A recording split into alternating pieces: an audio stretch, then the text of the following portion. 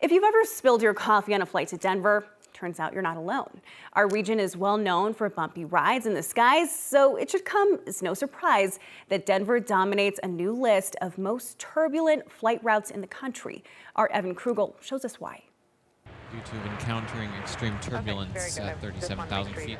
This was the scene at the Minneapolis airport last night, after a flight from Salt Lake City had to be diverted after hitting severe turbulence over the Rocky Mountains. For a brief moment, we thought we were going to die. Joseph Carbone and his wife Jan were on that flight when it crossed into southwest Wyoming. It was calm before that. It felt like we crashed into something. 25 people had to be hospitalized. And while outcomes like this are uncommon, turbulence in this area is not. We see additional hazards flying when we're flying near mountains. Chad Kendall is a former commercial pilot and was not surprised to see Denver at the top of the list from turbulence forecasting website Turbli of the bumpiest flight routes in the country. 4 out of the top 5 are in or out of the mile-high city. It's the winds that are coming across the mountains.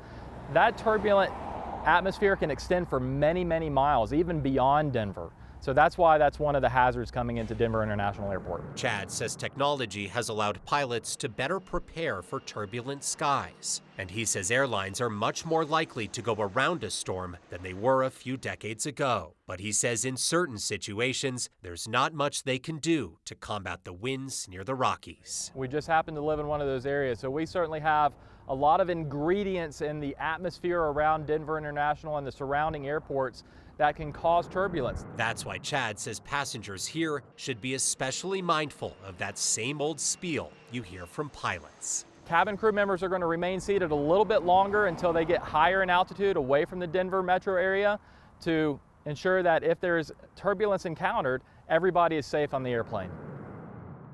Now, if you really hate turbulence, Chad says you should consider flying in the early morning or late evening. That's when the skies tend to be the smoothest around here. Angeline, you also may want to consider flying east instead of west. Every single flight route in that top 10 involves flights west of Denver. It kind of makes sense though, because I feel like when I'm flying into Denver, it's like on the way out, on the way in, Right. and then after you hit a certain point, it's smooth sailing. Yeah. But Chad claims he's had a smooth landing in Denver. I don't believe it. I don't think I've ever had a smooth landing here. Of course, other parts of the country have turbulence as well, but if you're looking for those most turbulent flights, they all center right around the Rocky Mountain region. we just got lucky living in Colorado. Lucky us. Thanks so much, Evan. You bet.